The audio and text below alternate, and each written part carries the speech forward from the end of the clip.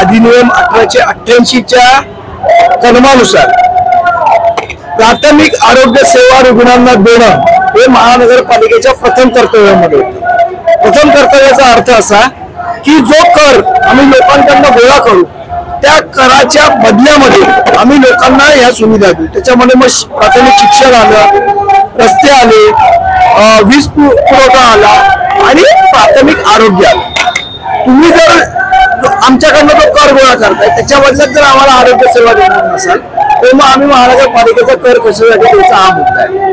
आम्ही हेच वर सांगून आलोय की तुम्ही तुमच्या प्राथमिक कर्तव्यापासून स्वतःची सुटका करून घेऊ शकत नाही प्रायव्हेटायझेशन करून।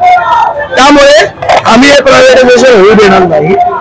आम्ही प्रशासनाला विनंती केली की हा जो काय तुम्ही हे केला तो गोष्ट रद्द करा आणि याच्या उपर जर जबरदस्तीने कुठल्या माणसाला तुम्ही हे हॉस्पिटल दान केलं तर त्या हॉस्पिटलचा कुठलाही स्टाफ या हॉस्पिटल पर्यंत पोहोचणार नाही याची जबाबदारी महाराष्ट्र नवनिर्माण सेनेचे महाराष्ट्र सैनिक। दोन चार लोकांना जर आम्ही कानपडात मारली तर मग आम्हाला दोष देऊ नका।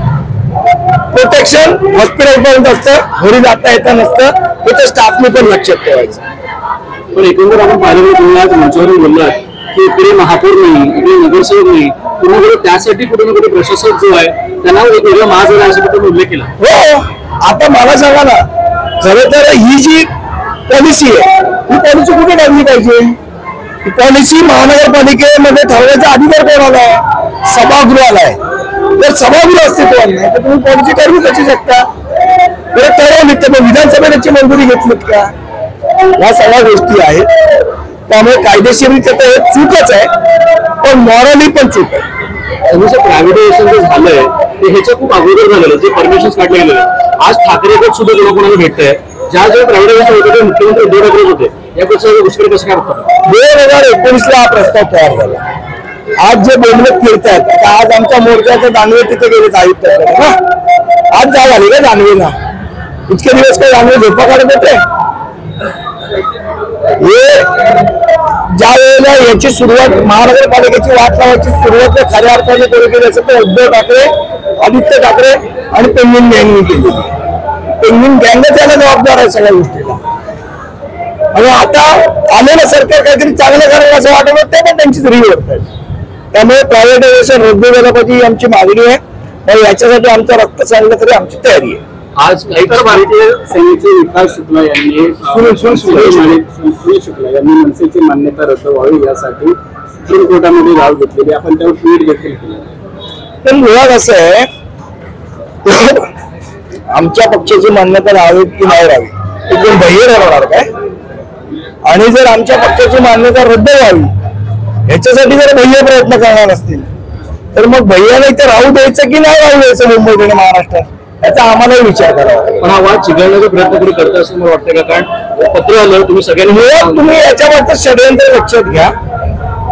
प्रादेशिक पक्षांना संपवण्याचं षडयंत्र हे भारतीय जनता पक्ष करते आणि त्यांच्याच पिट्टू आहेत जे कोण आहेत ते, आणि त्यांच्या माध्यमातून करायचा प्रयत्न करते। पण अशा गोष्टींना आम्ही घाबरत नाही आणि जर आम्हाला कोणी संपवण्याचा प्रयत्न केला तर त्याला इथे ठेवायचं की नाही याचा पण आम्ही विचार करू। सिद्धिविनायक परिसरातील मेट्रोच्या सिद्धिविनायक नाव हा इंग्रजीमध्ये उल्लेख करण्यात आलेला आहे, नाही तेव्हा उपयोग तर मराठीत झाला पाहिजे।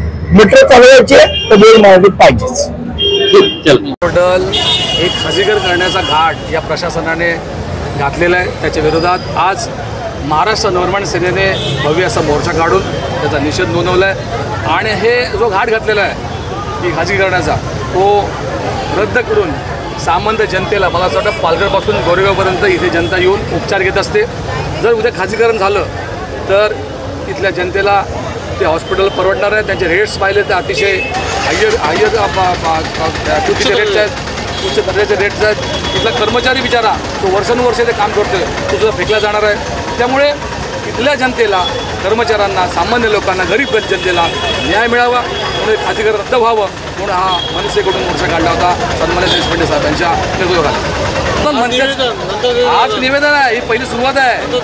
रद्द तर होणारच, रद्द नाही झालं तर आम्ही देशपांडे साहेब बोलले त्याप्रमाणे इथे काही जरी झालं तर आम्ही हे जे खाजगीकरणाचा जो घाट घेतला रद्द केल्याशिवाय राहणार नाही।